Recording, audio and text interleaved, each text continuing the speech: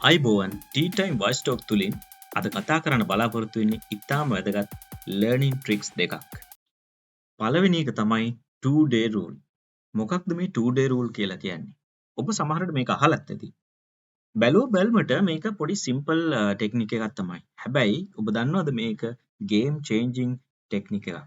විශේෂයෙන්ම ඔබේ කන්සිස්ටන්සි එක තියාගන්න මේක ඉතාම වැදගත්. මේකෙදි කියන වැදගත්ම කාරණේ තමයි ඔබට එක දිගට දවස් දෙකක් ඔබ කරගෙන යන ක්‍රියාවලියෙන් මිදෙන්න බෑ. ඒ කියන්නේ 2 days in a row. එක දිගට දවස් දෙකක් ඔබේ කාර්යය නවත්තන්න බෑ.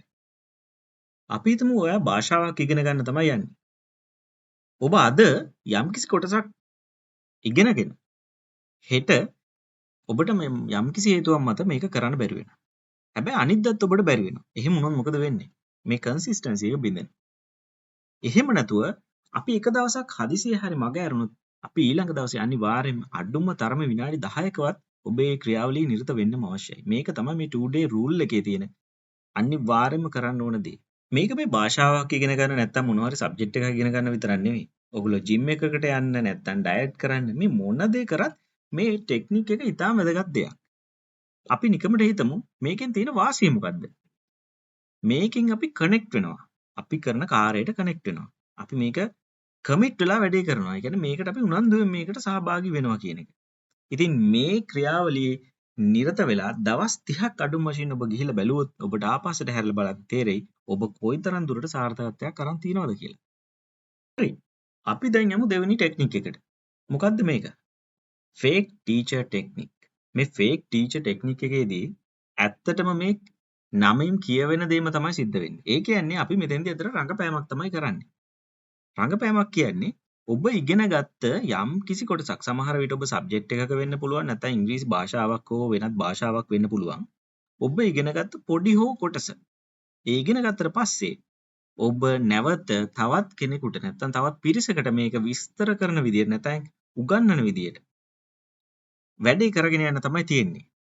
හැබැයි ඔබ මේක කොඳුරමින් එහෙම නැත්නම් නිශ්ශබ්දව නැතිනම් අපි වෙන දේවල් ගැන හිත මේ වැඩේ කරන්න බෑ.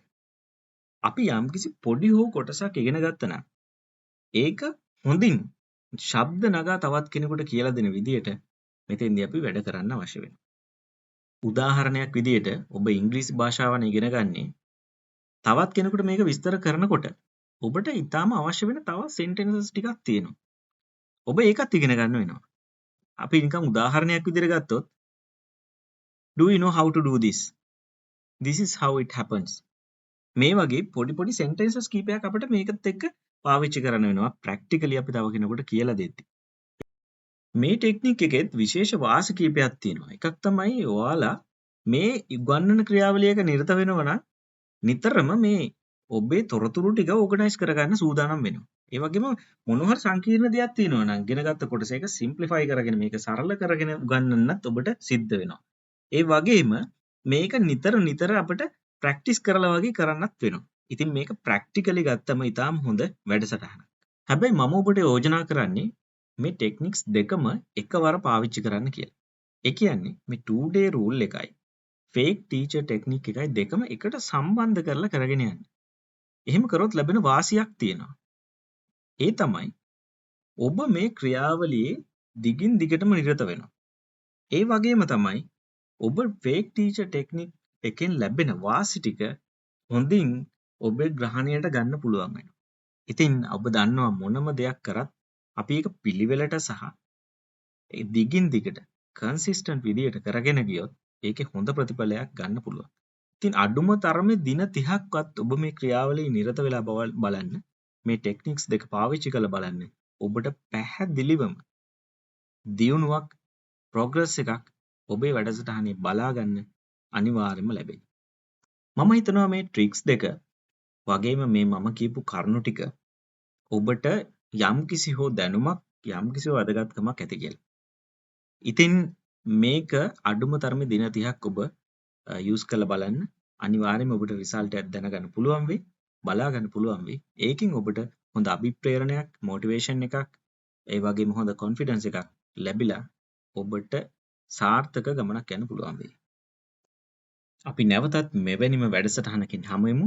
ස්තුතියි.